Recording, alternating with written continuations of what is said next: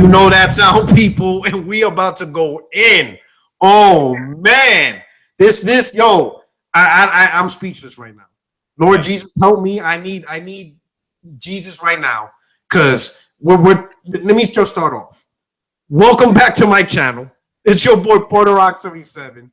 You all know this sound. And I'm wearing my Yankee jersey right now. And you know when I wear my Yankee jersey, because it's about to get real. It's about to get real. I got a special guest, you know what I'm saying, to calm me down. He saw us stressing out on Twitter, and he's like, hey, Porter Rock, let me be on your cast, because I don't want you to go crazy. But I got my boy, you know, everything according to me, my boy Jay. Boy, shout yourself out. Hey, what's up? Everything according to me. It's my YouTube channel. I just do a bunch of gaming stuff. I'm a neutral guy, so don't I'm a real neutral. But yeah, got your Yankee jersey on. I got my epic fail shirt on, my Charlie Brown epic fail. Oh shit. Yeah, so all right. So this is the first time I had my comment section full before I even started the podcast. Wow. Before, yeah, this is the first time people were already chatting, because everybody, you know why? Because it's a sign that everybody was stressed out. These Xbox fanboys stressed us the hell out since June. Talking, so much about Uncompromised 4K.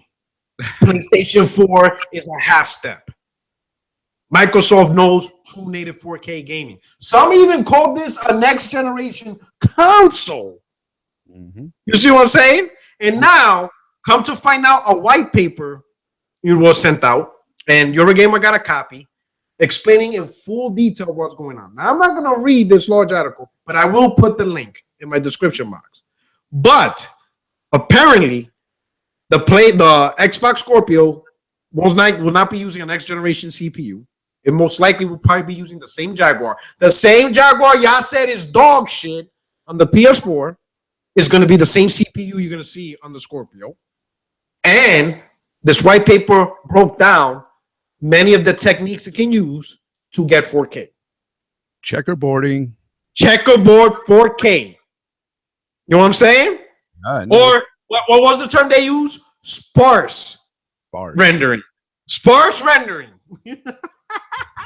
Yo, I think that's like the word for I think when this console generation ends, we're gonna remember the word sparse, because that word's being used everywhere now. Yeah, sparse could be to represent exclusives right now this year. Yo, that's another thing. Yeah, Xbox games sparse, but let's go on the Scorpio. Listen, let me tell you something. I have a little PTSD because of this shit. Because I'm on a multiplayer podcast with Xbox, and I love my Xbox friends. They're cool. I love Zaire. I love my boy K Mega all day. You know, they dipped in the Kool-Aid. You know, they got bit by the Walking Dead zombie, but I still love them. But goddamn, these guys gave me PTSD since June hearing this Scorpio shit. Not a week goes by that I don't hear about Scorpio, native 4K. Even last week, they're saying that when Scorpio comes back, if Microsoft's gonna get back all the marketing rights from every third party because of the power of Scorpio. That's how bad I've been beaten down with this shit. And now come to find out, this shit is using the same techniques that the Pro is using. In fact, the article white paper states that, or at least the writer of the article is saying that because PlayStation already started using these techniques, it's going to be an advantage for Scorpio because they're already kind of used to doing these techniques. So the shit that these Xbox fanboys hate, they better thank us because the PlayStation already set the blueprint to get 4K for this console. So it's going to make it easier. But they're not going to give us props. I'm using the word us. They're not going to give the PlayStation Pro props, despite the fact they bashed it for the Jaguar CPU. They bashed it because it wasn't true native 4K. And in a few games that is true native 4K, you know, NBA 2K, Neo, you know what I'm saying? There's a couple of games that were true native 4K. They didn't give it props. They're like, oh, those aren't real games. Yeah, all I heard. You know what I'm saying? Apparently, if Battlefield's not true native 4K, then no game is true native 4K. Apparently. What do you think about that? All I heard the whole time was that it doesn't matter how many teraflops the PS4 Pro has because it's bottlenecked by the CPU. Now, if this Scorpio has that Jaguar CPU, are they going to say it's bottlenecked too? Are they going to say that? I doubt it. No, not now. They're already damage controlling. Here's the thing. So I caught it because I knew, because today Zaire has his Xbox Beastfire podcast. He has his quote unquote technical, experts or whatever. So I needed to hear the first 10 minutes of this podcast. Right now, all of a sudden, the truth comes out. Now, shit that nobody was saying since June. Now, apparently, there's technically no game that is 100% true native 4K. The background, the textures, foliage, buildings. Now they're telling me that. Yeah. They didn't say this shit since June. Now, technically, PC is using techniques to give the appearance of 4K. Now they're saying this. Oh. None of these damage controls was ever talked about. No one ever said that there was no true native 4K games. No one ever said that Ubisoft and all these companies were saying there was really not true native 4K games. This was never brought up until today. Now the damage control is happening, which is insane. I'm listening to the podcast. Now they're having a group therapy session. You know what I'm saying? Now they're coming up and talking science fiction talk at 100 miles an hour, just to avoid the simple fact that Scorpio will be using techniques to upscale to 4K, no different to the Pro. So no, Sony didn't half step. Sony was just ahead of the game. They knew to truly get native 4K, you have to pay for it. And no one's going to pay $700-800 for a console. Exactly. It's not going to happen. That's the bottom line. Yep. It comes down to price point. That's all it comes down to, really. And it kind of makes sense now that Phil Spencer was kind of, well, not backtracking, but lately he's been saying, no, this is going to be an affordable console. It's going to be within the price realm of everything else. And it makes sense now because he knew that this thing might have been bottlenecked by the CPU, just as, and I'm just using that line as they did about the Pro. So yeah, Jaguar's garbage. It's a piece of shit. Makes sense. Well, guess what? Your shit's a piece of shit too. You know what I'm saying? Now, here's my thing. When Mark Cerny, a couple of months ago, when he created his little point paper, when he started talking about the Pro, he made a specific comment. I'm going to paraphrase because I don't remember verbatim. But he said when they created a Pro and they try to go with checkerboard techniques and all that, the one thing they kept in mind is that they wanted the patching or the Pro support to be as easy as possible for developers. Because at the end of the day, it's dollars and cents. That's why the Pro, Cerny designed it to where it's only 1% extra effort to make a Pro support. Literally 1%. When you think of 1%, what they're trying to say is manpower, resources, and money. That's the 1%. So whatever it costs to make a PS4 game, you're only going to spend an extra 1% of the cost, whether it's manpower, resources, dollar, whatever, to patch and Pro support. So that's really nothing. That was the main concern. And he says one of the key was using the same CPU. Because if they would have went with a different CPU, that changes everything for developers now. It's almost, I think he put it, it's almost as if you're developing for a totally different console at that point with CPU on a console. And they didn't want that. That's why they went with the Jaguar. They wanted to keep it as similar as possible because it's all about the dollars and cents. Now, Phil, I'm going to say this. This news that we heard, yes, I'm going to kill these Xbox. Oh, come Thursday, I'm gonna break out the machete. I'm going to come in like Jason. It's just going to be bodies everywhere. But Phil Spencer is a smart man. Because if Scorpio would have used the Risen ZP and all this advanced tech, it would be a stark difference from the Xbox One, which means developers would have to put in time and money into this. You know what I'm saying? So imagine if to support Scorpio, you have to put an extra 30%, 40% resources. That's not worth it. Some developers is like, it's just not worth the time and money to put all that extra money and manpower into what's going to be the minority version of consoles. It's going to be the minority school. You understand? Because the Pro's already out. The Slim is already out. Xbox One S is already out. The vanilla consoles have been out. Those are the majority. Scorpio will be brand new with no fan base. So even if it sells an amazing 400K in November, it's still the minority console. Who's going to put in 30, 40% effort and money for 400,000 gamers? All they would have done is just give them the Xbox One version, and that's it. That's all they would have done. So Scorpio, what Phil did was smart. He kept it cost low. It's going to be $399 now. They're going to use the same techniques that the pros using. And yes, people, maybe now you Xbox dudes can stop fanboying and give pros due justice, because it's going to use the same techniques pro good, and you're going to see the games are going to look great without breaking your bank. What's up? I got to play devil's advocate here, though. You said that it's a smart move by Phil, and I agree with you about the cost point and everything. But when it comes down to looking at, say, the Pro 1 year later, and then you've got this console coming out, the Scorpio, and if it's not that much better, I mean, in terms of people walking in the store not being wowed by it, like is as much as we thought we were going to be wowed by it, what's going to sell that console at that point, even at $399? It's just, yeah, I'll be honest. He feels in a rock and a hard place, because I mentioned it last week on the multiplayer podcast. They were hyping, Scorpio's gonna be successful. I asked one question and it shut the podcast down. I asked, name me a point in console history, 40 years of console gaming. Name me a time a more powerful but more expensive console sold the most and took over the generation. Yeah, the PS2 didn't do that. Nothing did that. You know what I'm saying? Nothing did that. You know what I'm saying? No console that's more powerful yet more expensive sold more than a weaker, cheaper console. Console gamers are cheapskates. It's always been that way. That's why the Slim outsells the Pro. You know what I'm saying? These mid-gen upgrades is for a small market, for small gamers. You understand? Mostly the hardcore. The hardcore Xbox gamers, or the enthusiasts. But the average gamer, like, think about this. In order to really enjoy the Pro or the Scorpio, you got to pay $400 for the console. And then let's say you go in with a low-end 4K TV for $400 or $500. That's anywhere from $800 to $900. The amount of people that are willing to spend $900 in November do not surpass those who are just going to pay $200 for a console to play on a TV they already own.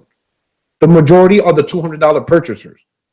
There are millions of those people. People willing to spend $900 don't come in millions like that.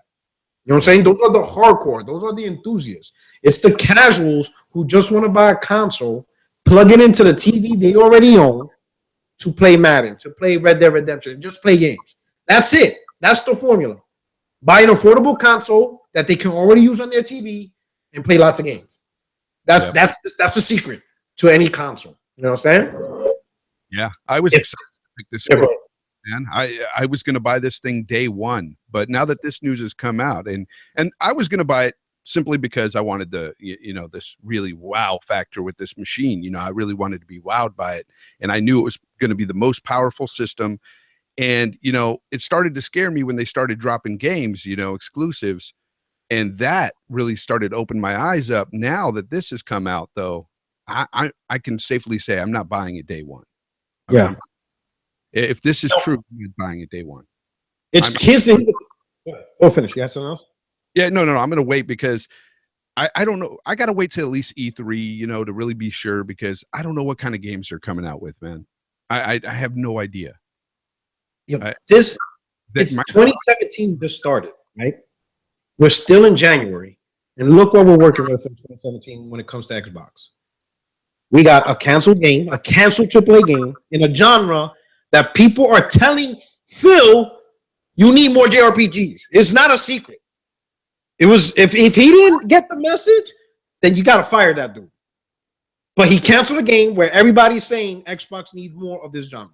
That's one. You have a big AAA developer, BioWare, backed by EA money, saying they're not supporting Scorpio, and that if a Mass Effect game is going to have, if Mass Effect Andromeda is going to have Scorpio support, it will probably be like the Game of the Year edition. Game of the Year editions don't come out till after all the DLC is released. So you're looking maybe 2018, 2019 to play Mass Effect Andromeda Game of the Year edition. That's another help. Then these guys, and I have to say this, Microsoft has huge balls. They have balls selling an Xbox One S, hyping HDR gaming, and the first party game that comes out in 2017 doesn't support HDR. That is fucking balls on their behalf. I don't understand that at all. They hype this up in commercials, HDR gaming, all over the place, all over the internet. and Halo 2 doesn't have HDR, and yet we get Resident Evil 7 today with HDR. Yo, so what's up with that? Jay, Neo, a Japanese game. The guys that are saying that developers are behind Western developers, that has HDR. Yeah. Yo, Neo, you can select within the game 720p 60 frames or 1080p 30 frames if you want to play that way. And if you have the Pro, you can select 1080p 60 if you want solid 60 or 4K 30. You can play the way you want within the game's menu and HDR. That game at this point is more AAA than Halo Wars 2, which doesn't have HDR. That shit is bananas. Listen, people were telling me, because Scalebound was my game. That was the game that was going to buy me an Xbox One. That is what I really wanted, right? And some people would be like, hey, just buy an Xbox now. It's Black Friday, super deals. Just buy it, enjoy what's there, and then you play Scalebound. And I almost bit the bullet, but I have this thing of I do not buy consoles until I see the game next to it. Yeah. I don't buy consoles. I'll be honest, I'm gonna have a little confession here. I actually didn't buy my PS4 until 2015. Okay. That's what I didn't buy it at launch, because when they announced the launch and people were like, "Hey, there's a rumor that there might be a Demon Soul successor," which ended up being Bloodborne. When I heard that rumor, I said, "When the game comes out, I'll buy a PlayStation. That's when I'll do it." So at that time I was still playing my PS3. When Bloodborne finally came out, I bought my PS4. Yeah, and that's how I've always been. Yeah. Well, when the game comes out, I buy the console. So let me finish. For Scalebound as Yeah. well. So I was all up on Scalebound, and I'm thinking, you know what? Scalebound's still not out. I'm gonna wait. You know what I'm saying? Because I don't know how long Scalebound's gonna take. Fuck it. I decided to wait. Listen, bro, I'm gonna be real. If I would have bought this Xbox One S, and somehow I would have bought a 4K TV to play game in HDR, yo, the way shit went this year between canceling Scalebound and now they're releasing their first party exclusive with no HDR, I would have went to Redmond, Washington, or wherever the fuck Phil Spencer's at, and I would have smashed that console over his head. You make me buy this shit, hyping HDR and Scalebound, and I don't get either of that? Oh, hell no. Hell, you expect me to fucking play a pirate game? Oh, hell no. Hell no. I would have smashed that shit over his head. I would have smashed that shit over his head. He's out his mind.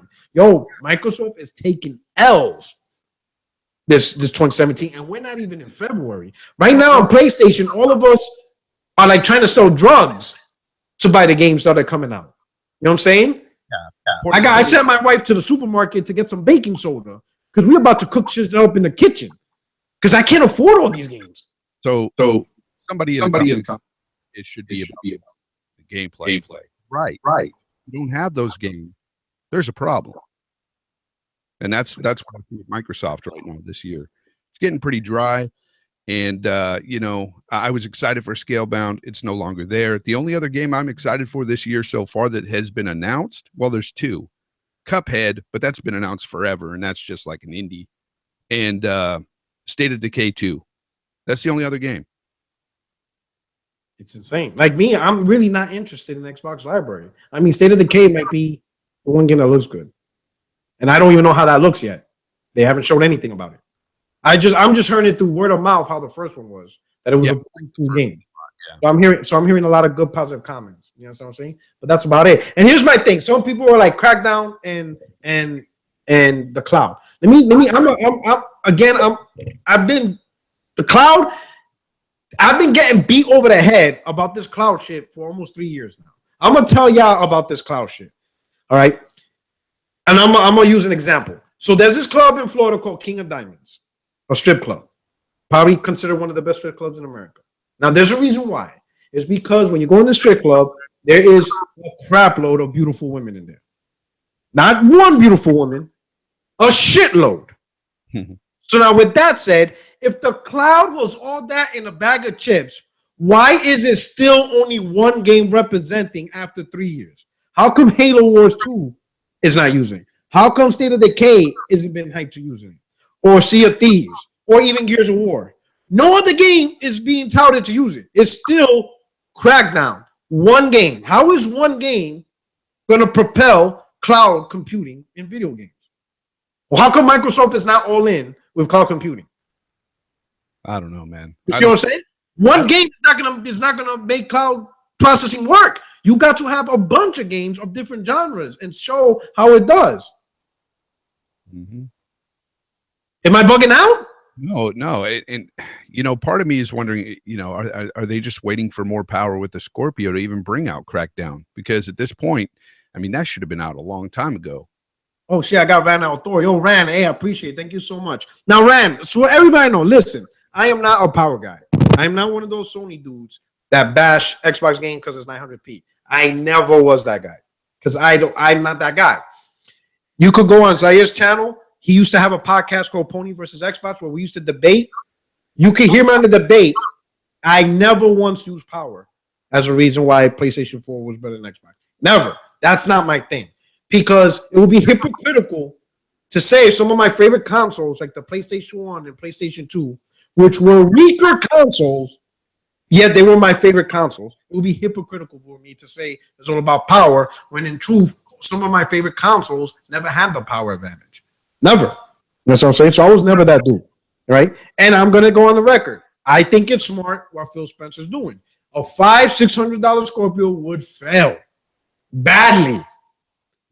Badly. It would fail miserably. Sure, you might enjoy it because, you know, you are a tech-savvy dude. You're into that.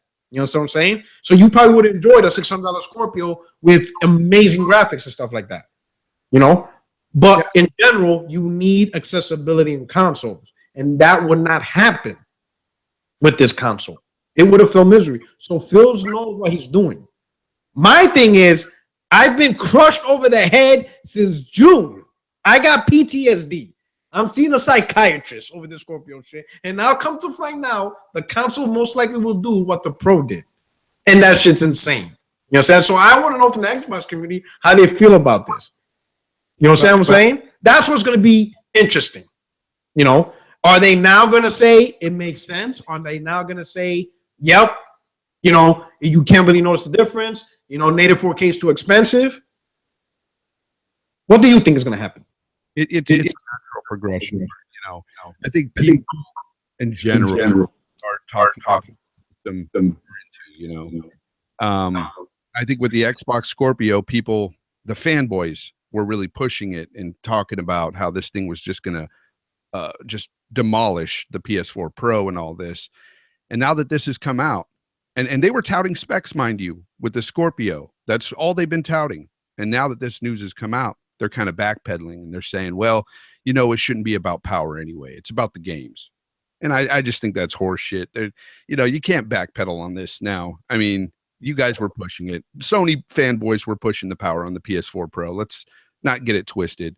It's on both sides, but to backpedal on that now is just, it's ridiculous. You can't just sit there and say, oh, it should be about the games now, guys. It should be about the games. Bullshit. Pounded on the multiplayer podcast for months about how the Scorpio was going to demolish this Pro. So I don't want to hear that anymore. It's ridiculous. Oh my God, this Thursday I'm gonna have fun. I had a dude who said he had stocks in AMD. And I'm like, okay, you have stocks in AMD? Okay, all right. And you know, here's the thing. A lot of people, I was saying that this Scorpio was going to be 500 or more. Okay. But it was based off the information I was given. Everybody was telling me Ryzen CPU, freaking, you know, Vega GPU, and all this shit. So I'm like, something like that, you're going to have to, you know what I'm saying? That's not cheap. Yeah, I was expecting to pay that. I was willing to pay up to $700 for something like that, for this extreme console, you know, but it's not like that anymore. Now we're getting something that, you know, they're saying is 40% more powerful than the Pro, which, yes, it's substantial. It's there. You can see it. You know, it's like between the PS4 and the Xbox One, you know, you got that 900p versus 1080. But it's not going to be that much of a wow factor. So that's why I'm not really going to buy it day one. It really depends on what they come out with games and stuff like that, because that's my exclusive system right there. My exclusive game system is the Xbox One. My multi-plat system is the Sony PlayStation 4. Now, I'm not saying that the Sony PlayStation 4 is better because of power or anything. No, that's just where my friends play, and that's where I prefer to play my multiplats. So okay. Hey, I just sent out a link. Thor is about to jump on. I'll talk about him in a few minutes, or just give you a little background. So some of you don't know Thor. He has like the third highest gamer score on Xbox in America or some shit. He has like over 1 million scores, and he earned it all himself, right? Now this dude, in my opinion, he is an Xbox gamer, all right? But what I love about this dude, he's by far the realest gamer the fact that I appreciate you stopping by. Hey, no problem. I saw someone retweeted the link, and I was like, all right, let me see what Portal Rock's got to say about this. I'm saying, yo, so I appreciate so, ladies and gentlemen. Hey, man, everybody give a round of applause to Thor. So I want to give a little background. So I actually watch your videos. You know what I'm saying? Because in my opinion, you are like the biggest Xbox gamer around, right? But sometimes when I listen on the next podcast, it's usually because I listen to your points. Because you're the most level-headed Xbox dude around. You know what I'm saying? To the point where I noticed some Xbox dudes call you like anti-Xbox, and you're like, what the fuck? That's all I play. I see you defending yourself. Well, there are some people that consider me a undercover pony. So. He's like, I'm like, yo, the dude has 1 million gamer score. Stop it. There's no way you could be an undercover pony with 1 million gamer. If you are by far the best double spy in the history of this console. So tell me. You know what the funny thing is I used to be a hardcore Sony fanboy. Like probably even more hardcore than you. Really? At one point. Oh yeah. I was really like PlayStation 2 was like my favorite system. Oh no, well, I'm gonna tell you something. I toned it down. I don't know, because I used to be on System Wars and GameSpot. I was fucking bad. I couldn't, I'm older now. I can't be retarded. You know what I'm saying? More level-headed, but I was fucking a terror during the PS2 days. Oh my God. I was such a, oh my God. I would give crap a run for his money. I was retarded back then. But I learned, you know what I'm saying? I learned my ways. I refound Jesus. You know what I'm saying? But hey, Rand, give me your opinion on this. All right. Just give us when you saw, did you read the article? Yeah, I read the article, and give me your opinion. What's going on? You know what I'm saying? All right. So basically, it's the same as I had on Weapon Wheel podcast a couple weeks ago, right? They were asking me if I thought Microsoft was setting themselves up for a letdown, right? With the whole 4K native stuff, and I said they were, because if anybody expects the games on Scorpio to be all of them to be 4K native, you're fooling yourself, and you've been fooling yourself this entire time. The only games that will be 4K native on that system are going to be the first-party games. First-party games will all be 4K native, no checkerboarding, all that stuff, right? Third-party games, it depends on the deals Microsoft can work out with some of the publishers, but I would expect most of those will remain parity with the PlayStation. I don't think a lot of them will push to 4K. But at the end of the day, I've always said power doesn't mean anything. Mm-hmm. Games matter. Gameplay matters. So I don't understand why. Okay, so this whole generation was funny to me, right? Like I kind of sit back, I lurk, I watch a lot of people's podcasts, I see what people are saying, and this whole gen was, we went from PlayStation fans saying power is the most important thing and resolution matters, Xbox fans saying games matter and resolution doesn't mean anything, to suddenly it flipping and Xbox guys saying resolution matters, and then PlayStation people saying resolution doesn't matter, but games matter. So it's funny to sit in the background, like, just kind of like watching it all unfold, to see like everybody flip flop on a position. Like it. I don't know why people care so much. To be honest with you, some games will be 4K and other games won't. What's the big deal? Right? This is I'm a turn off my little fanboy meter, because I just did this to route some people off. What's happening? I think Phil Spencer's doing the right thing. He's doing very smart. Now, at the end of the day, we'll start with the Sony fans. Yes, a lot of them, and I know some of them, push that the power is the most important thing, right? But then when I see them on my friends list, they're playing indies. Now, obviously, indies is not the best example of power and graphics. So to me, there's shit that people say on Twitter, on YouTube, on social media, and then there's what they do in real life. It's just shit talking, in my opinion. You know what I'm saying? Because if power was really truly important, PlayStation wouldn't be buying all these indies that they are. Well, You know what I'm saying? if power mattered, everybody would be playing on PC. That's true. You know what I'm saying? Because look at, I think, what is it? The Vega card that's coming out this first half of the year is 12 T-flops. So right from the get-go, PC's back to being the most powerful. You see what I'm saying? It's always been about the games. It's just everybody's trying to get on everybody's nerve and talk shit as if that's part of the enjoyment of a console. Like me, I talk shit, but I only talk shit to a select few because those are my friends. Like I will jab at K Mega, I will jab at Zaire. You know what I'm saying? But you see, I don't jab at Tim Dog because I don't have that relationship with him, and I don't jab at you because I don't have that relationship with you. So you never see me on your tweet bashing or making fun of shit. I do it specifically at them because we have this little, multiplayer podcast bullshit around. But I don't go around looking for tweets just to piss off Xbox dudes. Because at the end of the day, if you enjoy the console, that's all that matters. At the end of the day, right? You know what I'm saying? Well, here's the thing. I don't know what people expected. Like you mentioned before, console gamers are very price sensitive to like this whatever the system is going to be. People that wanted Scorpio to be this unimaginable beast with like Vega and all this other like high tech stuff in there and be $600.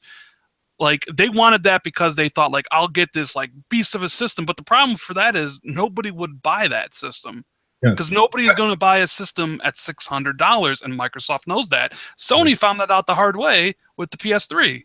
Yes, and that was coming off of the biggest system ever, basically the PS2, and they could. They couldn't sell a system at $600. So I don't know what anybody would think Microsoft could sell a system at $600. Yeah. And then you look at like, okay, so I know this for a fact. The specs have been locked for a long time now, right? And they're looking at around $400 because they know that is the price point people are willing to basically jump in at. And if you look at when the system comes out at the end of the year, if it comes out at 400, and they'll probably have one that's 500, right, with like a bigger hard drive or whatever. The Pro is going to drop $50. Sony's going to undercut them, so the Pro will be $350, and they'll probably even have like deals at Black Friday where you could probably get a Pro for $299, right? That's how those usually. And you probably even get like a Slim and an S for $200 in Black Friday this upcoming year or whatever. But maybe even cheaper.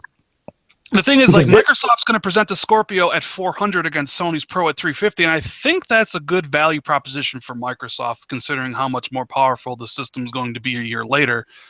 If it's $500 as the base model, that value proposition skews more towards Sony's side, because $150 is quite a lot of money to quite a lot of people.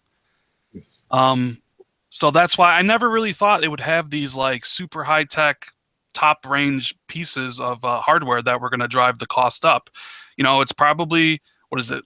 The rumor is what, Polaris GPU or some kind with like a Jaguar CPU. Yeah, kind of like what Sony did. They got a Polaris GPU, but they implemented some tech from the Vega, but it's still at its core. So Microsoft's probably doing the same thing. A Polaris GPU, bit beefier, implement some tech, but they didn't go with a straight out Vega. And Microsoft is not going to eat. I see this too. Like Microsoft is not going to eat costs on this thing. They're done eating costs on hardware.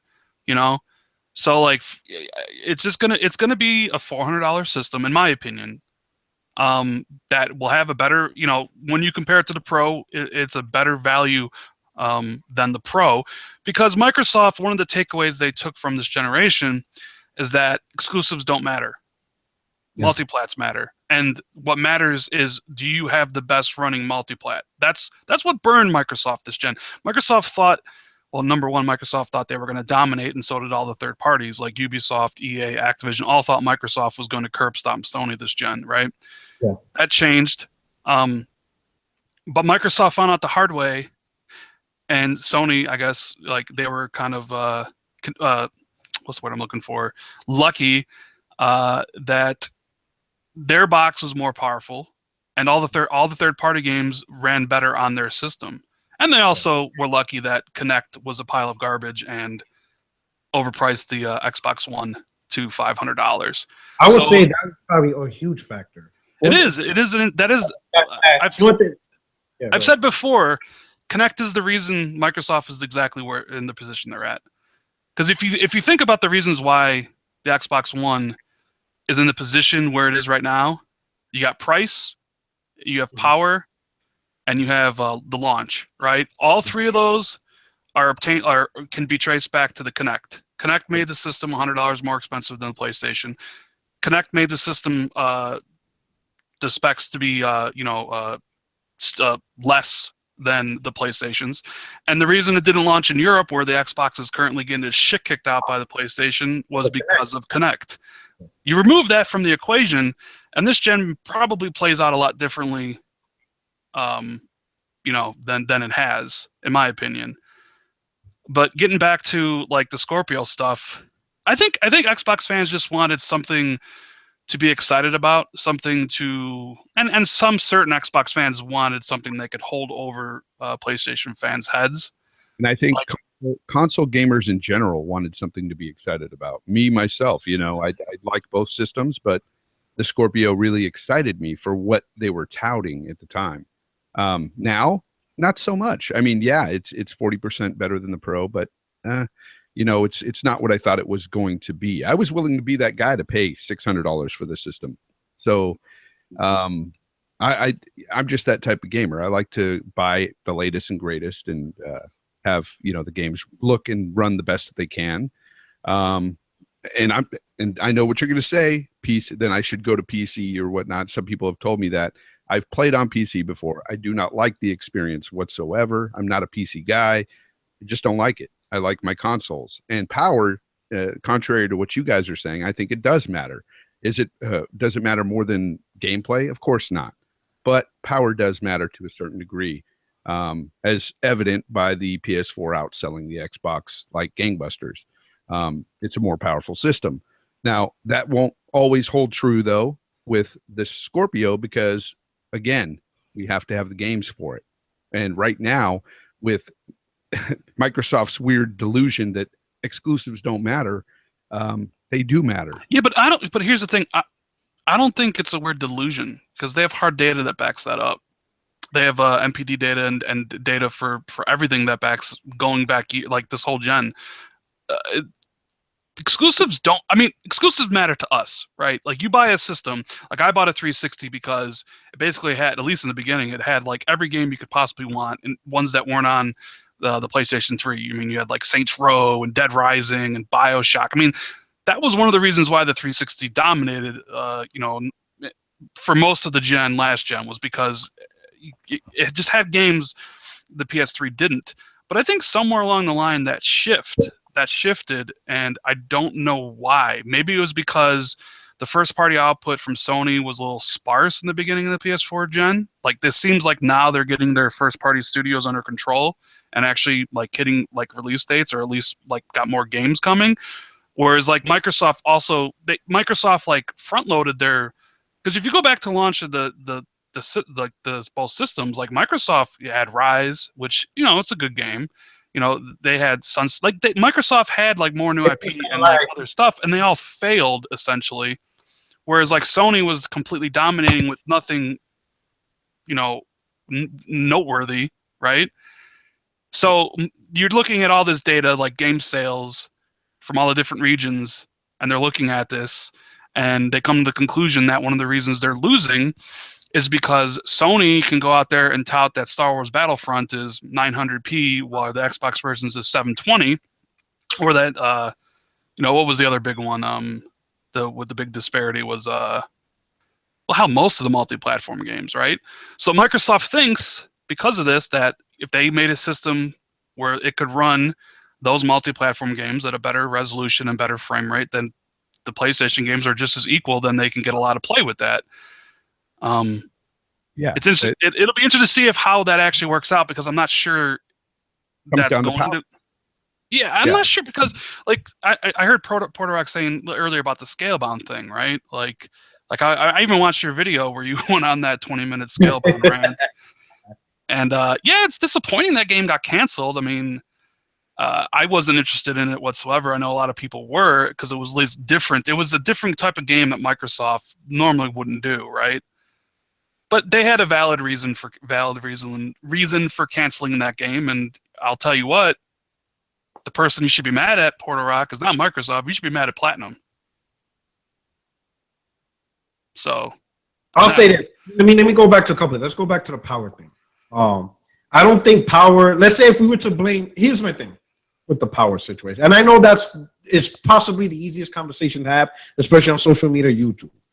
But what kills Microsoft is just their initial presentation. Yes, first impression is a lot. So let's go back to their reveal, when mostly the hardcore gamers are the ones that watch their Microsoft reveal. That reveal was absolutely terrible. Mm-hmm. People left that reveal with let me go back a little further.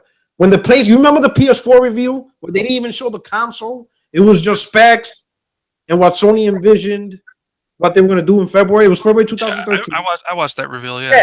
So some people were like, all right, at least they know, because there was rumors that PlayStation was going to go casual because PS3 bankrupted Sony and all this stuff, and that it was just going to be a souped-up PS3. The only thing that reveal did was it gave us a confidence that Sony was going to reveal a proper next-gen console. But because of that reveal, there was expectations set on Microsoft reveal. Everybody was like, oh, the next Xbox is going to be a beast. Once again, they're going to show a lot of games, and they're pretty much, it's going to be a true successor to the Xbox 360. Then May came, and the actual reveal happened, and everybody's just in shock. It was nothing. It was completely it did nothing for the gamers.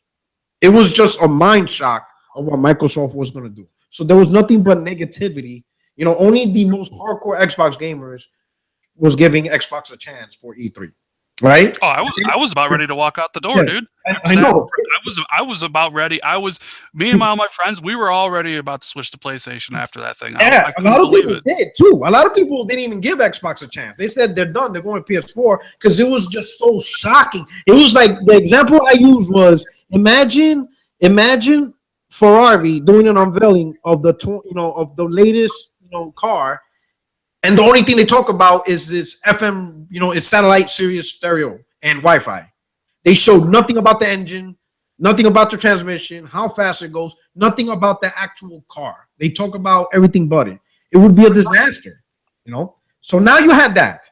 Then you roll into E3 and all the talk about always online, all digital, all this stuff.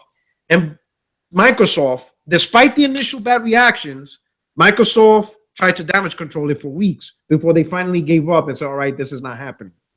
So remember, what is it? Donnie Matrix reply, well, if you want an Xbox without 24-hour connect, we have a 360 for that. Oh, yeah, I remember. That guy's a douche. Do you know how many people he burned with that statement? You know how many people would be like, oh, word? Or we could get a PS4. Yep. Well, I mean, he left the company. He got fired from the company pretty soon after. Exactly. Like he left the company in a bad place, and they're still trying to recover. Like the Xbox One S we have right now, with like the new update that just came out, basically should have been the Xbox One we got at the launch of the system in 2013. So now that's strike two, and then they launched a console of $500, and people asking why is it $500, and it's because Connect comes out with no software. Yeah, no games. People are trying to sell it to Skype. Listen, people were already Skyping on their phones. They didn't need a console to Skype or to check fantasy sports scores and stuff. If they were going to push Connect, push games.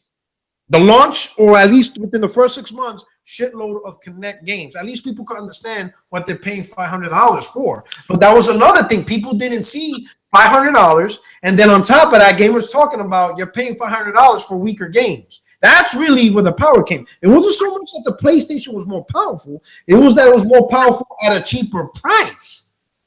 I don't think and that stream of just negativity set a bad tone for the Xbox. It just set a huge negative image where it got to the point where people just buying PlayStation because there was nothing wrong with it. But when they look at the Xbox, everything is wrong with it. And people for 6 months still assumed you couldn't play used games. That's how bad the image was. Even though Microsoft never implemented the policy, people assumed that it was still there. Because I had people like almost a year later saying, well, I'm not buying Xbox because you can't play used games. And I was like, bro, you could play used games. They never actually did that. That's how bad the message was with Xbox. That a year later, people still assuming you can't play used games on the thing. That everything's always online and stuff. To me, that the message, the initial impression, is what killed Xbox. If you go back to 2013, though, I don't think the message of them pushing Skype and all this functionality with Snap, with Connect and everything was all that bad. That's fine. But what really hurt them, for me anyway, is when I watch that presentation and they're not talking games, and I hear DRM. That's what scared me away from the system. And I didn't buy it until a year after it was out. And here's another proof with power to me. You could clearly see it with just within the PlayStation. The PlayStation Slim, a console that doesn't even have an optical out, was the best-selling console on the PlayStation line and one of the best-selling schools. It doesn't even have an optical out port. It just shows how little console gamers care about power. They went with the cheapest affordable console that plays games. To be honest, though, the optical port, it's not really. That's not really showing graphics or anything. That's just audio. But yeah, but what I'm saying is, it doesn't matter. You understand what I'm saying? They'll go for missing features and stuff. You know, if Xbox would have launched without Connect and launched at 350 from the start, they actually would have had a proper Xbox unveiling and no talk of DRM. We will completely see a different landscape right now. I still say that power still means not as much as but it means a lot. Yeah, even with the same. I mean, look at the PS2. The OG Xbox was much more powerful than Xbox. Like, I have the OG Xbox. You can see a difference between the PS2 and OG Xbox games. Yeah, but it didn't matter. There was way too many games. You know what I'm saying? It was way too many games for people to just switch over to OG Xbox. I think if Microsoft would have had just a proper unveiling, 350, it could have been the same exact console, just no Connect. At 350, don't talk about DRM. Oh, it would have sold. Totally different landscape. Totally different landscape. If that's the case, Sony doesn't sell 53 million consoles. I'll tell you that much. It wouldn't. You know what I'm saying? But here's the thing. Like, you got to realize everything Microsoft did and how they built the system and how they presented the system in the beginning of the gen was because they and all their third parties thought they were going to destroy Sony. Mm-hmm. Like, this is things I've been told. Like, not only from people at Microsoft, but people at other companies, Ubisoft, EA, Activision, they were all convinced Microsoft was going to curb stop Sony. Like, convinced. Like, they thought Sony was done. They thought, that this would be the last PlayStation. Yeah, and the PlayStation doing good never occurred to them, and it completely surprised them. And I mean, look how fast Microsoft basically threw out everything about the Xbox One, or the launch, like they unbundled Connect. Remember? Yeah. Well, you need the Connect to be plugged in. Well, that's gone. Yeah. Finally, Snap Mode right now in this update that we just got today, Snap Mode is gone from the Xbox One. Like, all the trappings of the Don Metric era with all of his cronies is gone now. Like, it's been removed. So now you have the 4K uncompromised thing, right? And some of that's just marketing speak, right? This is how they market their thing, because they know that's kind of the next big thing is 4K. And they do have a more powerful system than the Pro, so they're gonna tout that. I think some people listen to the wrong people is what I'm gonna say. Like, if you listen to me this whole time, I've been telling from day one that the system's not gonna do native 4K games outside of many native 4K games outside of the first party. There's probably gonna be barely, if any, 4K 60 games besides Forza, right? Yeah. And so when I see people talk about, fanboys were saying that it was gonna be, everything was gonna be 4K 60. It's well, you're listening to the wrong people then, because I've been saying since day one it wasn't gonna be able to do that. And don't ultra textures and all that shit.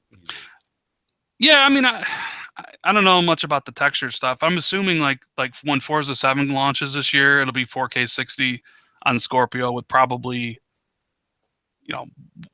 mid-range textures to get it to run properly. I mean, but also you got to take in the fact that white sheet that Digital Foundry saw was from last E3. So we were talking half a year ago. Possibility things change. Maybe they don't. I would just personally wait until Microsoft had an unveiling for the system itself. I'll be honest. I never believed the whole Risen Vega rumor, only because those products wasn't officially out yet. And that's going to be expensive. You need to design a console for a significant amount of time, for quality control and stuff like that. I just didn't see new products releasing, and then 4 or 5 months later, you got this console manufactured. Unless, Vega was already developed last year, which it wasn't, because they were busy with Polaris. So I had a feeling it was going to be a Polaris, just a more advanced Polaris architecture than what PlayStation has. You know what I'm saying? Because the long range, I had a feeling. I honestly didn't think a Risen Vega was in the picture, because to me, the latest, most powerful tech is money. You're not going to get it for cheap. You know what I'm saying? Now, I know some people are saying, new technology is cheaper. I'm like, yes, after it's already out, yeah, a year later, that tech will be cheaper, but it has to come out first. And when it comes out first, with fresh off the printed mint, it's going to be expensive. Yeah. What you guys are asking for is a very expensive console, and you don't win. I'm not going to even use the word win. I'm just going to say you're not at your most competitive releasing a very high priced console. You're not competing in the market properly. Even with all that stuff in the Scorpio, I had never envisioned it doing 4K 60 on most titles. With Forza, yeah, I could see him doing that there, because that title's always ran at 60. But other games, I never thought it was going to be 4K 60, because it is nearly impossible unless you have like a really, really great computer, SLI cards, to run 4K 60. It's ridiculous to even think that was going to be in the Scorpio. But that aside, with this sheet that has come out today and all this information that's out there now, people are bashing Microsoft for. Wouldn't you think that Phil Spencer or somebody at Xbox would be tweeting about something to calm the people down if it wasn't true? I don't know, Van. What do you think? That's a good question. Is Van here? I think he. He muted it. Mike, man, your mic is muted. If you're talking, just in case, or he might step out. I'll say this. I'll start that conversation. You have a good point. Because if this paper is false, Phil's been known to tweet stuff. He's been honest. He's been transparent for some things. But if this white paper was off the mark, I think he probably would have said something by now. Somebody would have said something. You understand what I'm saying? I think somebody would have said something. But I think this white paper is factual or is true, simply because in realistic, it makes sense. Yep. If people were to advertise the Scorpio based off this white paper months ago, I would believe it, because it makes sense. One, it needs to be competitively priced. You understand? And most gamers ain't gonna go for the full native K at $600-700. There's no hardcore, but again, you're not competitive at that price range. So this, and the technology is already there. Like Polaris is already there and Jaguar is already there. So it makes sense to use components that's already there, beef them up. You know what I'm saying? Raise up the specs to get what you need, and then use the latest technologies to reach native 4K or rendering 4K. Because at the end of the day, like I saw PlayStation Pro on display, the games look great. They look really good. You understand what I'm saying? So Xbox doing the same thing is not a fucking jab. Now, granted, this podcast I'm jabbing, but not because of Microsoft, only because of the fanboys that created a narrative that native 4K, give me native 4K or give me death and stuff, simply because of, what's been going on. Now they're going to have to backtrack on their word. So they're going to have to accept rendering techniques. They're going to have to accept stuff like that. You know what I'm saying? Yep. But that's perfectly fine, because you're going to get a powerful console and the games are going to look great. You know what I'm saying? So kudos to Microsoft for being smart, because this console will be, $399. But for you fanboys that were giving me PTSD, especially the multiplayer podcast, I'm coming for you Thursday. You better, Zaira, all day, D, I'm coming from you, bro. Whoa. But again, you have to look at it the other side of the coin here with the Scorpio. Yeah, sure, it's 40% better. It's not extremely better like it was supposed to be, and it was touted to be by the fanboys. And if you don't have the games and you're not really showing this, this all-powerful system, you're not showing this off, it's not going to really resonate with people that it's that much better than the Pro. Is it really going to sell? I mean, I think it's going to sell to the Xbox fan base. I think, to me, like the Pro and the Scorpio are fan service. But for somebody like me who just buys other consoles for their exclusives, without those exclusives, it's pretty much moot. You know, it's not even. It's just something I'm not even really considering. I would say this. I would say this. Guys like you, in my opinion, are the minority. I don't think there's a lot of gamers. I know. What I mean by a lot of gamers, I don't see 30, 40 million gamers buying console just for exclusives. I don't think the money's there. I think you are the core gamer. That and the fact that I'm into more power as well. Yeah, so I'm saying. So I think guys that think like you are the niche. I think. Well, why do you think people are so upset with the Switch right now? It's because they know that there's going to be no third-party support for that system, right? All right, just the Switch. I'm gonna play devil's advocate on the Switch. Okay, did you maybe? I'm gonna ask you guys a question. Right, Jay, did you buy a Wii for yourself to play games on? No, I bought it for my son. Okay, so same thing. Okay, Thor, did you buy a Wii for yourself to play games on? For yourself? Hell no. Hell no. Right? We know Zaire, he didn't buy no Wii. All day didn't buy no goddamn Wii. There's a whole bunch of core gamers on YouTube that didn't buy no damn Wii for the games. I bought a Wii for my nephew. You know, he was young at the time. So it's a cool little game for children and shit like that, you know. And he loves Mario, and so I bought it for him. But for me, I didn't buy that. Now, I want you to think about that. None of us bought it, right? And there was a lot of core gamers that didn't buy it.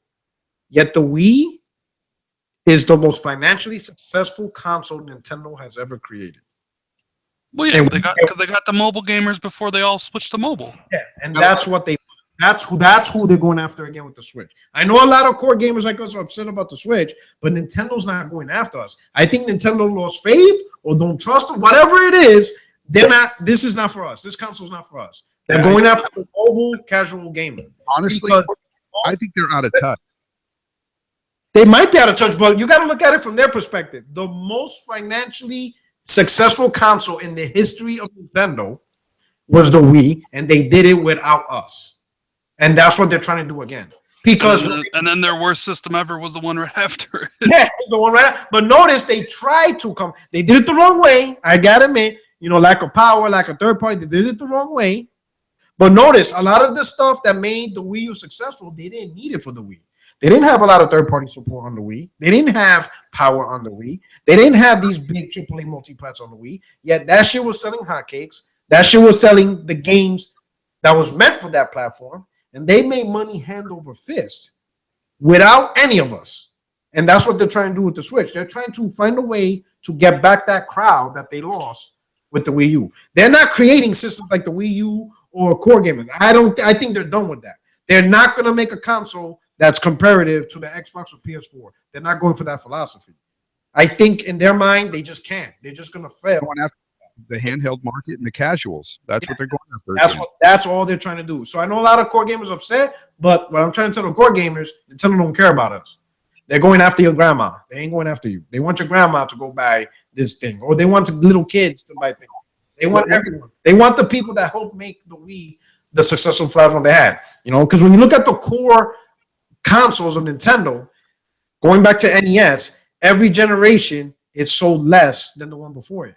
Super NES sold less than NES, N64 sold less than Super NES, GameCube sold less than N64. And of course, we could point to why, the policies, not using this, looking like an easy bake oven, and just a whole bunch of stupid shit. Not using a consistent controller that people could get used to. Always changing the damn controller every freaking gen. You know what I'm saying? We could come back, but either way, the results is the same. Their core consoles have been doing worse with every step of the generation. And it wasn't until they forgot about us, or they didn't care about us, or they moved on from us, that they reached the 100 million mark and sold the most software on console that they ever did. That is the audience they're going for. They're not going for us Xbox, PC, PlayStation gamers. We're not their audience. They don't care.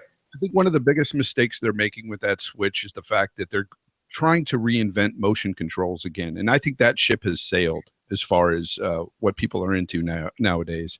That type of motion control system went out with the Wii.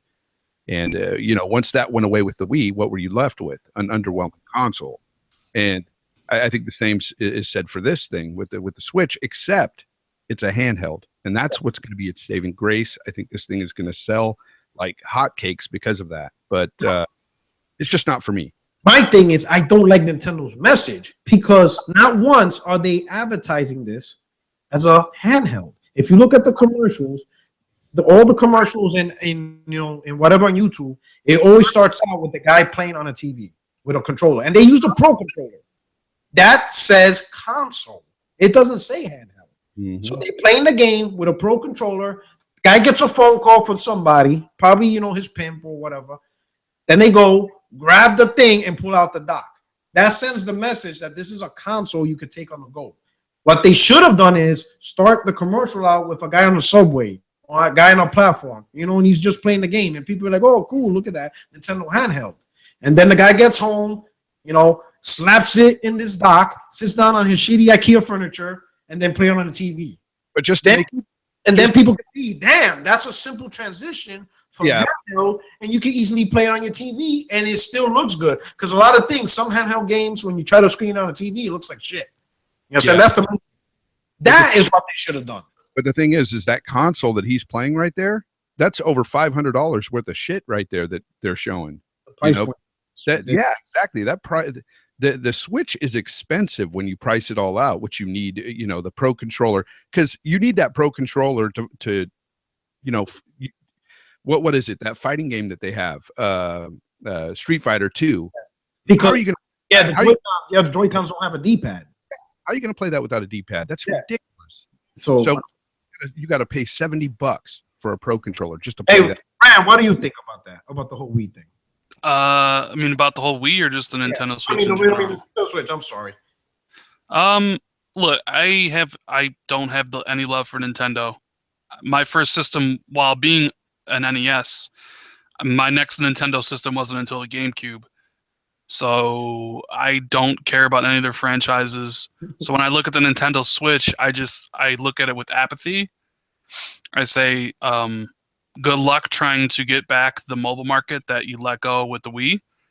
I don't really see any non-game, I don't really see anybody who's going to look at the Switch who is a mobile gamer and is like, yeah, I really want the Switch, because I don't think those people really care anymore.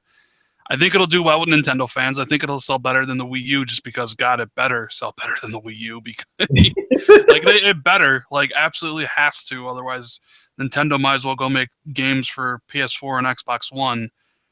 But yeah, I mean, I don't know, man. That system does nothing for me. At least with the PS4, there are games I want to play on the PS4. There are a series I want to. It has interesting games on there. There's not anything interesting to me about the Switch. I want to play Uncharted, I want to play Last of Us, and I want to play Horizon, and those games. I look at Nintendo and I look at Zelda. It does nothing for me. Even that Mario game, the Super Mario Odyssey game, I was just like, whatever. I don't care. But I look at Last of Us and Last of Us 2, and I'm like, yeah, those are games I would want to play. Same thing with Uncharted and stuff. But Nintendo's in a rough spot, just like Microsoft is in a rough spot with the position they're in. They need Scorpio to be a success. Going back to the 4K uncompromised stuff, they need to be a success. They need people to get reinvigorated about Xbox again. They need to somehow convince lapsed PlayStation 4 gamers or gamers who just like power, who are console gamers, this is the system you need to buy because this is the best system for you. So they need their marketing needs to be on point. Their messaging needs to be on point. They need to have an event where they can properly explain all this information. I think you're 100% right, man. You're 100% right. I think their E3 needs to be on point. They need to bring it this E3. And I'm telling you, they better have some games there really showing off the power of this thing. And not only the power, but have some good quality games there. Because for me, and I know games are subjective, whether you like them or not, but for me, Sea of Thieves does nothing for me. I don't know. Let me ask you that. Sea of Thieves, what do you think about that game? It's the type of game I don't particularly care for. And like, it's one of those type of games that's going to be a make your own adventure type of game where there's like little hooks, there's little quests that they'll let you kind of do. But mostly the game is fun. The fun around the game is going to be playing with your friends, and just having your own, for lack of a better term, adventure, I guess. Can I ask Similar to like what you can do with in Minecraft. You know, people always forget this, and this is never ever brought up in any of like some of the Sony PlayStation podcasts I listen to or the Xbox ones. I always forget this. Microsoft has the biggest franchise in gaming. It's called Minecraft, but like nobody ever like wants to like nobody ever like talks about that, right? Like people talk about Last of Us 2, people talk about Uncharted 4, people talk about Halo. Minecraft is bigger than all of them. Mhm. You know what I mean? Like nothing touches Minecraft except for maybe League of Legends. Yes. But nobody mentions that ever, and I don't know why that is. You know what I think is because, and I think it's mostly because Minecraft is something you play everywhere. Even though Microsoft bought it, it's a game everybody plays, even on PlayStation. I see people play Minecraft on PlayStation. Great, the Xbox getting better support, whatever. In fact, I don't think even Microsoft is doing that. I think Microsoft is still supporting the PlayStation version, right? They make money hand over fist. So it's a game you play everywhere. You play it on Android, you're playing on iPhone, you're playing on PlayStation, you're playing on Xbox. So it's not something people are like, oh my God, Xbox has the biggest exclusive when you're playing it on the PlayStation or you're playing it on an Android phone. I think that's the reason why, because it's just everywhere. Everyone's just playing it. That's the reason for success, and that's why it'll never just be tied down to Xbox. The reason it is what it is because you can play it anywhere and everywhere you want to. You know, that's why none of these competitors will ever be able to get up to it. Like Dragon Quest Builders, people were saying that was a good game. That was like a Minecraft like. It's never going to get the potential audience that Minecraft has. You know, because and they're just not gonna like look. You take Minecraft, which like prints money for them in a way you can't even imagine. You know, and they're not going to take that and then just put it exclusively on the Xbox. I know people who are like that would save the Xbox. Like Xbox Scorpio comes out or whatever, maybe the next one. It's like Minecraft 2 is exclusive to the Xbox, and that would win the so-called console war. But Microsoft is a business. Like, yes, they want Xbox to be successful, but you could even argue that Minecraft is more important to Microsoft than Xbox is to Microsoft. Because Minecraft is ubiquitous. Like, kids grow up learning about Minecraft. They have Minecraft for, like, learning. Like, kids learn at school, like, starting at, like, 4 or 5 years old with Minecraft. And I don't know, I just wanted to point that out. I always find it weird. Like, people always talk about like the exclusives, but nobody ever brings up Minecraft. Maybe because it's not exclusive, but it is a Microsoft-owned property. But and I think also it wasn't a property that Microsoft nurtured and grew from the ground up. Well, I mean, none of their properties were. I mean, Halo, they bought Bungie. It's not like they bought Gears. I'm trying to Fable. Did they buy online? Was Fable? No, I'm trying to think. That's a question. Yeah, I don't know if by hand studio was built or if they bought. That's a good question. I'm not sure, but you're right. The game, like Microsoft, like I kind of argue for the fact Microsoft needs an event before E3 where they can, similar to the PS4 Pro event, where you have 45 minutes to show off Scorpio, explain what it is, why you need it, what it will do for you if you have a 4K TV, what if you do for you if you have a 1080p TV, show off some games there. Reveal Crackdown because I think that's going to be their big game for the holidays. Get the specs out there to drive home that this system is more powerful than the PS4 Pro, and then you transition to E3, and you can basically have a E3 that's all about the games, how they look in 4K. You know, you could probably do the revealing of the system and the because you wouldn't show everything about Scorpio at the event. You would probably save some for free 3. So maybe you save the reveal of the look of the console for that, or maybe the price. Maybe you see how people react to the to what you're showing, and then kind of maybe change some things for E3. But I think they need to get that system out there. They need to get the information out there because look what we're having a podcast here about leaked documents that Eurogamer saw 6 months ago. That may have changed, and everybody's freaking out on Twitter today. Like I saw everybody freaking out on Twitter. I saw PlayStation fanboys freaking out, and I saw Xbox fanboys freaking out, and I was just sitting there playing Resident Evil 7. I was, you know what it is? Like, is that after Phil announced Scorpio, we've gone so long of not hearing nothing. So this is like, candy, something that just got launched after months and months of knowing nothing, and everybody's jumping on top of it because literally they've been like showing nothing. We don't even know what type of controller is going to be. Is it going to be the new improved Xbox One S controller, or are they going to stuff an Elite controller as a standard? You know what I'm saying? We don't even know something as simple as that. So people are just hungering for information on this console. So any little information is going to jump on top of it, and it's going to be like the biggest thing. And especially now, I mean, you got to admit, a lot of things is not going good.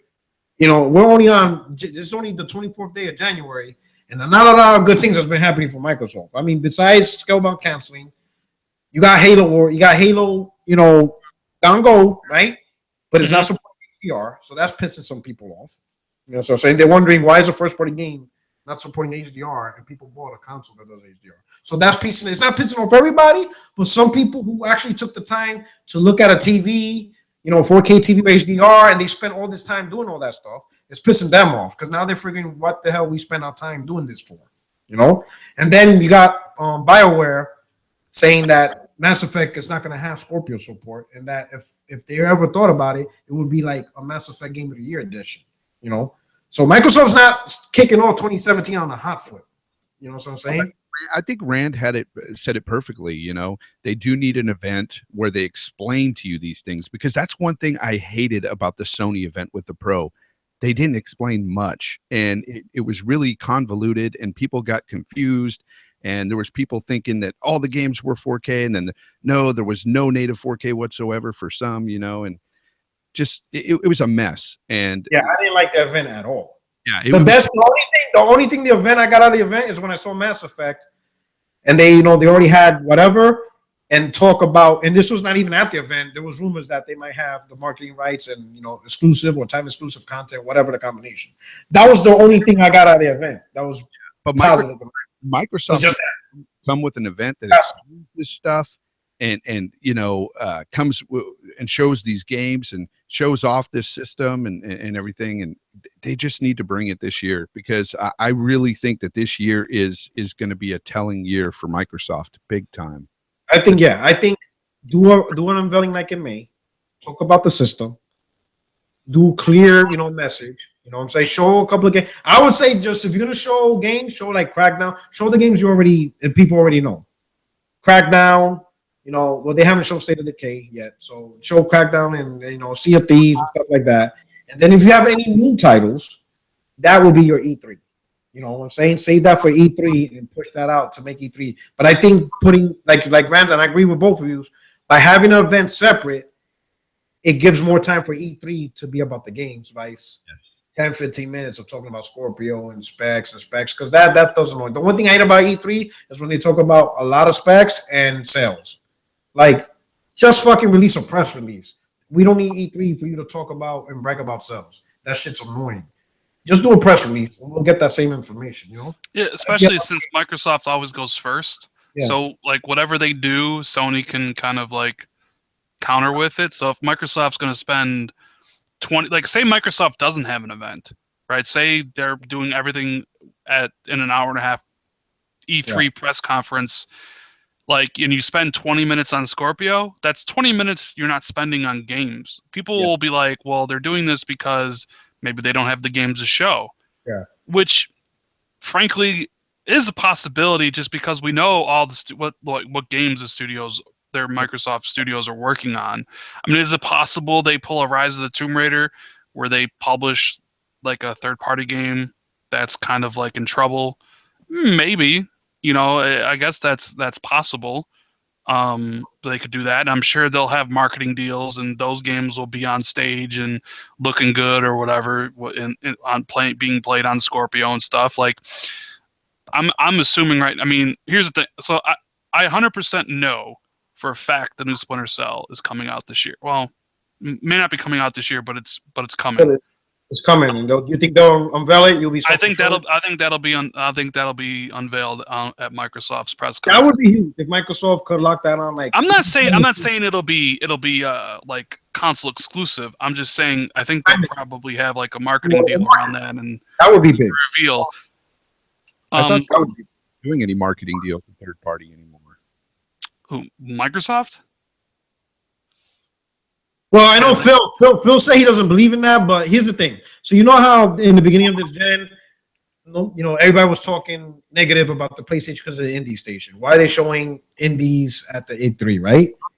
And then come last year, Microsoft had like a little sizzle video or a little demonstration of their indies. It's because after a while, you know where the money's at, So Phil Spencer can easily, even though that may not be his belief, but if it takes to do marketing deals with big IPs to make his console sell more and it'll be more successful, then that's what he's going to do. Well, he's just the value and the money behind it. Phil was talking about the time DLC, the deals like the Call of Duty deal. Basically, the ones where you get a piece of content exclusive to your system for a month or two. He wasn't necessarily talking about the marketing deals where when you market it on TV and YouTube or whatever, it only shows like the Xbox logo or the PlayStation logo. He wasn't really talking about that, and he wasn't talking about publishing deals like the one Microsoft had with Rise of the Tomb Raider or the one Sony kind of has with Street Fighter V, because Sony and Microsoft both funded an aspect of those games to get them to come out, which is why they were exclusive to their systems for a certain period of time. But yeah, Phil doesn't like those types of deals. And I can understand where he's coming from. You know what I'm saying? But this is a business. So let's use Call of Duty as an example. 30-day time exclusive. Some people see it's not a big deal. But when you look at Call of Duty, a lot of people do competitions with that. And a lot of people stream that game. Yep. That game is heavily streamed. Now, if you're a heavy streamer, right, and you have this fan base, 30,000 fans, whatever, right? And that love Call of Duty, and that's how you make your money. That's how that's what you do online.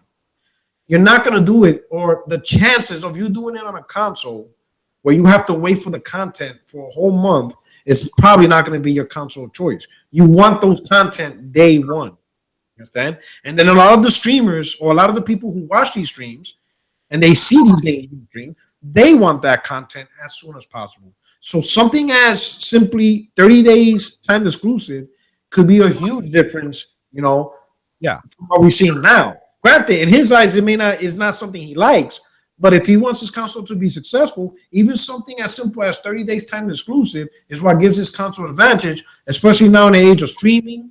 And when people see these streams, they be like, hey, I got to buy that right now. Oh, wait, it's not available on Xbox, so you have to wait 30 days. Some people may not like that, especially if that's their go-to game. And a lot of these multiplats, like you said, have taken over exclusives. Some of these multiplats is the system seller for many of these gamers. It is the reason why they buy consoles for the. I think Rand says, might be true, and let's say, just for the sake of argument, that Microsoft does unveil Splinter Cell, and it's a timed exclusive. Even that would be huge for them. Huge. And is it going to change the entire landscape? No, but it's a positive direction. Well, you know what I'm saying? You could argue already that, like, and when I say this, I know people are like, momentum is.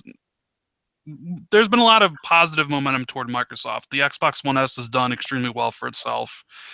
And I've say that even knowing PlayStation is destroying the system worldwide, basically because of Europe, because Microsoft told Europe that they were tier 2 customers at the beginning of the gen. And, well, nobody likes being told they're tier 2 customers, right?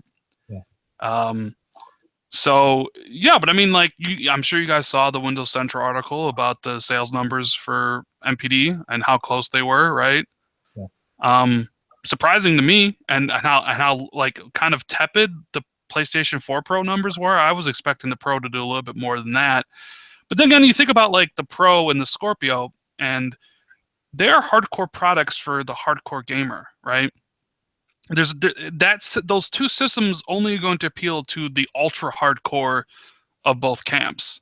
Like, especially ones that, like, I bought an Xbox One day one, whenever you guys go out your PlayStations, it's then tough to justify, well, I'm going to go spend another $400 3 years later on this thing that plays the exact game. And that's the thing. That's the problem I have with Scorpio and PS4 Pro. They literally play the same games you could play on your Xbox One or PS4.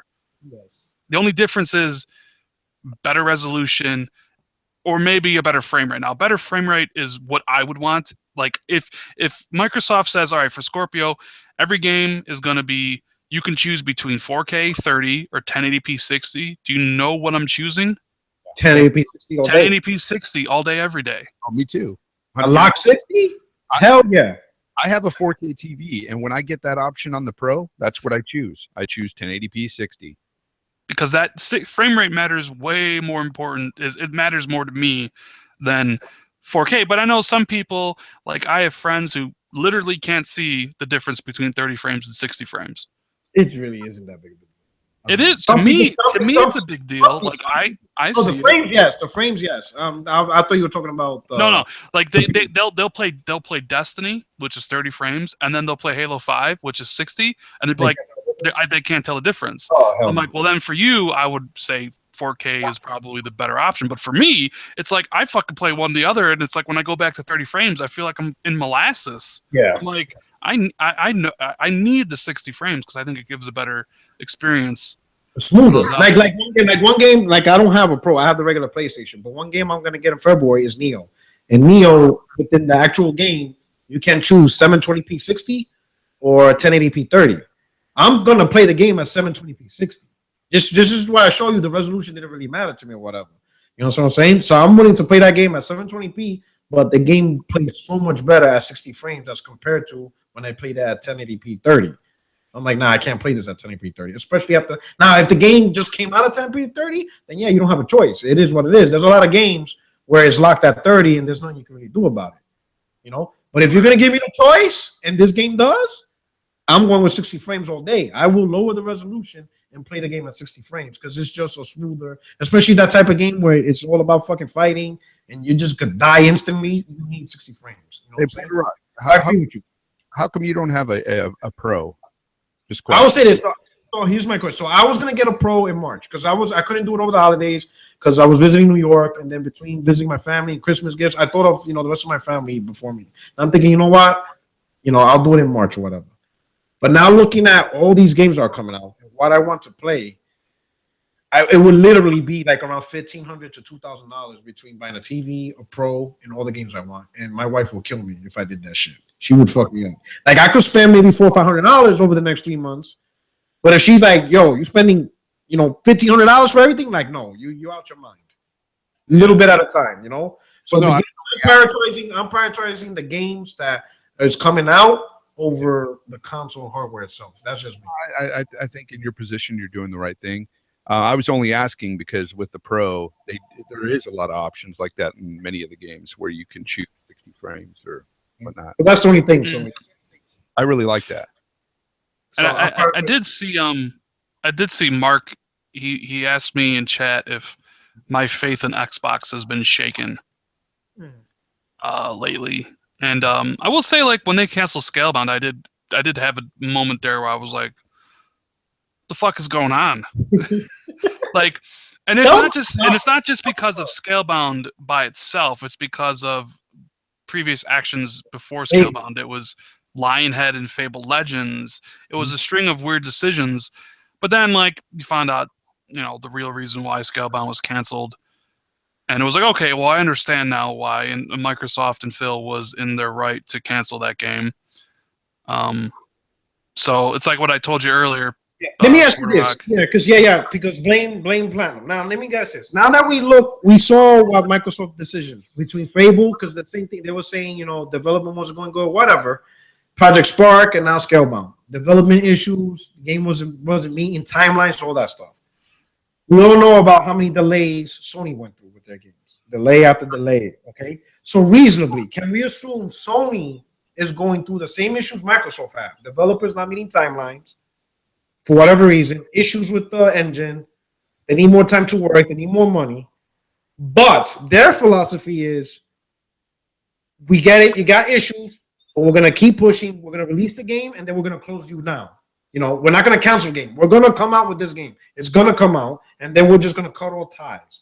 Which you think is a better philosophy between the two companies? Microsoft just being proactive and saying, you know what, we're going to cut you off, and we're going to cancel the game? Or Sony's approach, yeah, we see development issues, fuck it. We'll damage control, we'll come out of a press release, we'll make up some bullshit, but this game is going to come hell or high water. This game is coming out.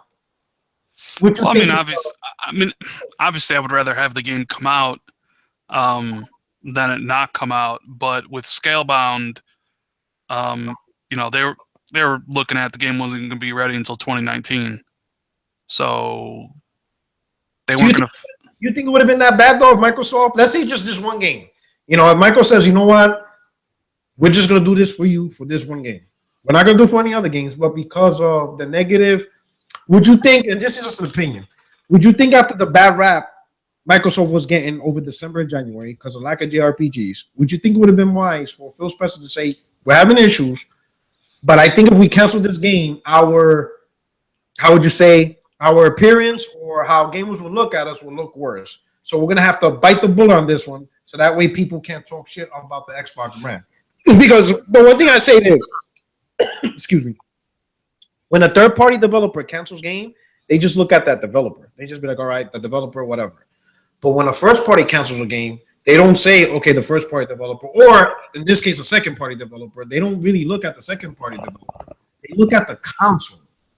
You know, so let's say like if Sony wants to cancel Spider-Man, they're not going to say Insomniac fucked up. They're going to say PlayStation 4 lost an exclusive. They're going to blame the console, even though it's not the console's fault. Everybody just looks at the console. That damn. You know what I mean? So do you think it would have been wiser for Phil just to bite the bullet on this one, because that way it prevents that negative connotation of not getting JRPGs on the console, just to show, I guess, good press, if for anything else. No, not in this case, because okay, if the game was going to be ready this year, then yeah, you maybe bite the bullet and fund it. But from what I was told, it wasn't going to be ready for a long time. Like we're talking multiple years. Like what, 2020 or some shit? Because then 2019, like the game's been in development since 2012, so it was being worked on for 4 years. The Last of Us till 2019, so.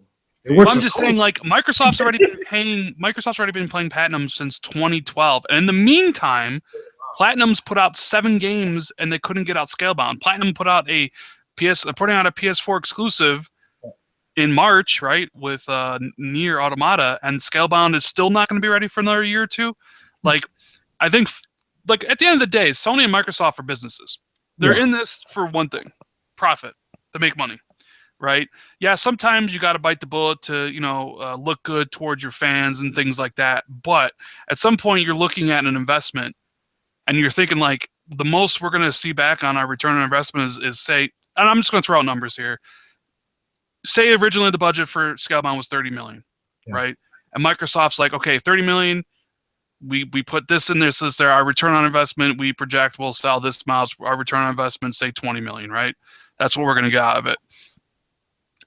But then all of a sudden it starts having issues and development keeps on going, you know, more and more and more. Suddenly, instead of 30 million for development, now it's 50. Now your return on investment's 0.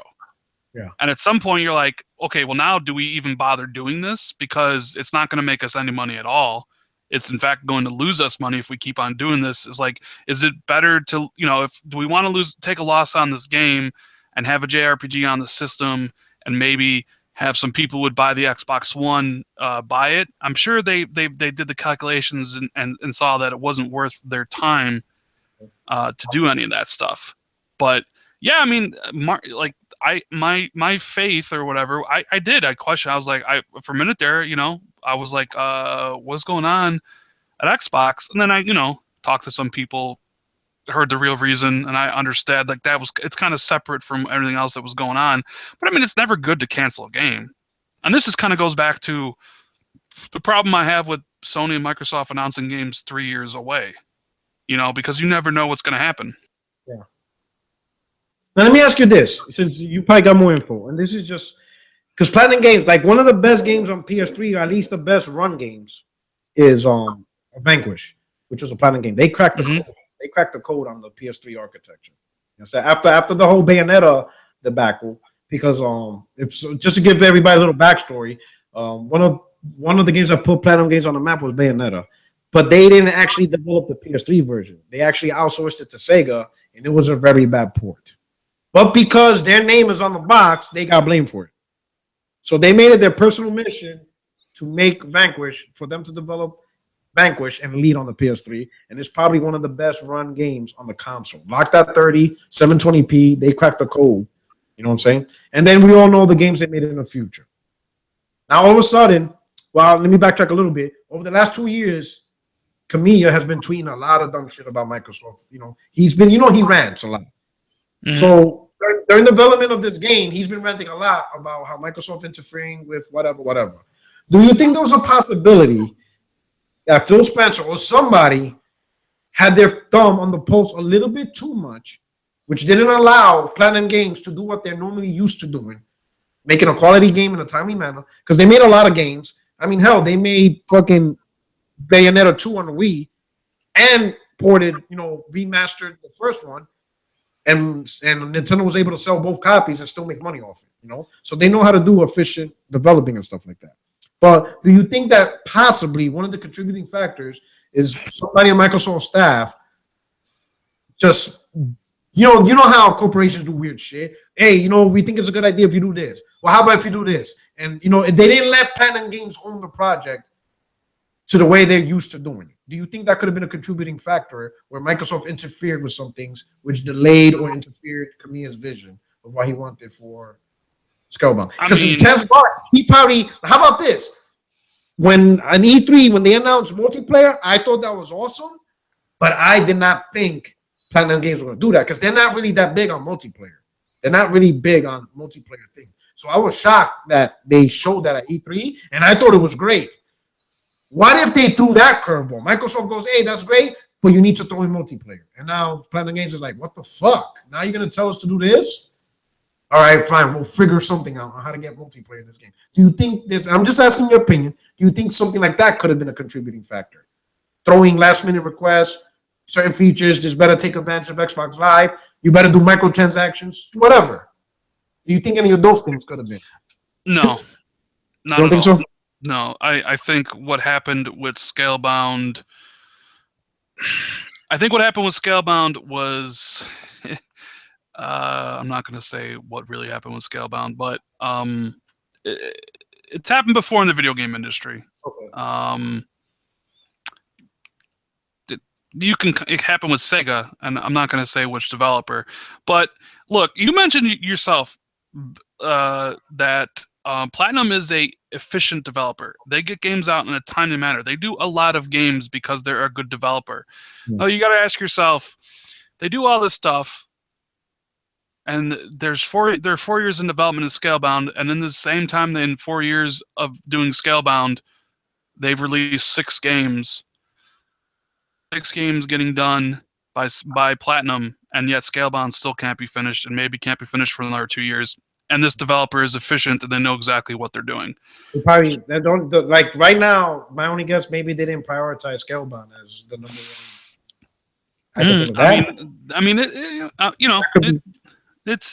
It's a really, really fucked up situation that happened, and I mean, I wanted the game to come out. It definitely seemed more interesting than, say, like Sea of Thieves or something like that. But it's I knew something really was sad. ranting. I knew something was in the background because, like I said, for 2 years, Kamiya on his Twitter was fucking like ranting on Microsoft. I'm like, holy shit! For a dude who's making a game on Xbox, he's sure not enjoying the relationship with Xbox because he used to rant on Phil Spencer. I think he blocked Phil Spencer at one point.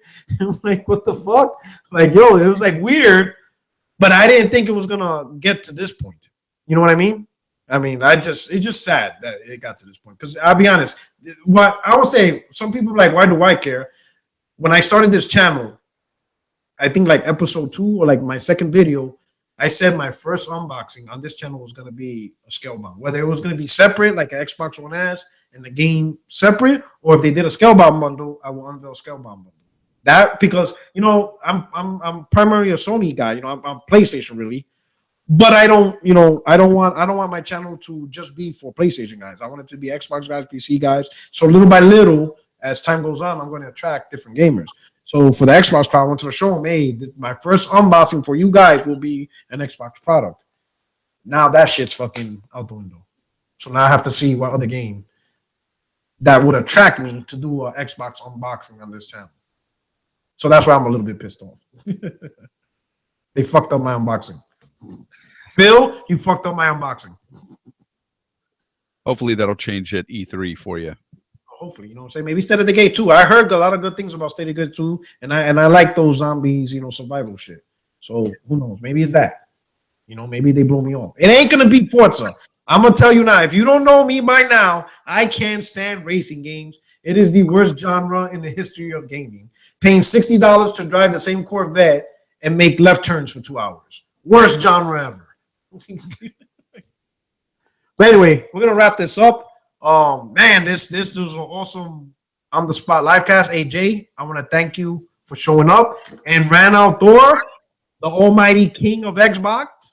You know what I'm saying? Thank you so much for showing up on this channel. I appreciate the input. You brought a perspective on the Xbox side that I always appreciate. I always appreciate perspectives from different gamers that could bring to the table to this podcast. In this podcast, I express First Amendment rights 100%. And I appreciate what you brought to the table today. Thor?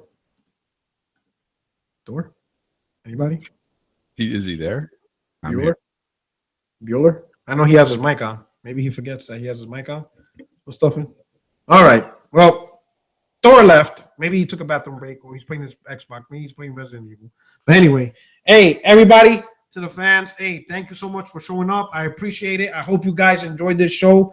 It was crazy and stuff like that, and I hope you enjoyed it. See you Wednesday. 60 Frames No Like podcast. I'm gonna put everybody's information in the description box. Check out Everything According to Me's channel. I love his content. Check out Thor's content. You know what I'm saying? He's an Xbox dude, but he's brilliant. He comes up with great common sense topics. I love watching his stuff also. He's probably one of my favorite Xbox. If I want to look at Xbox stuff, I look at Thor's channel. Fucking awesome channel. All right. For everybody else out there, you know that sound. Jay, do you have anything you want to say before we go? Nah, thanks for everybody to be participating down below and talking about all this stuff, and it was awesome to meet Rand, and I'm going to check out his channel now because you mentioned it. Yeah. So, you should know this dude has 1 million gamer score, and people are calling him an undercover pony. That should tell you something. How he actually talks about the industry and the games and stuff like that. And yeah, he's a bigger Xbox dude than anybody. Well, it sounds like he's a borderline neutral, like I am. Oh, he's a filthy neutral. Anyway, hey, Van, are you there? Last minute thoughts? Talk about Crap Gamer Shitty channel? Something?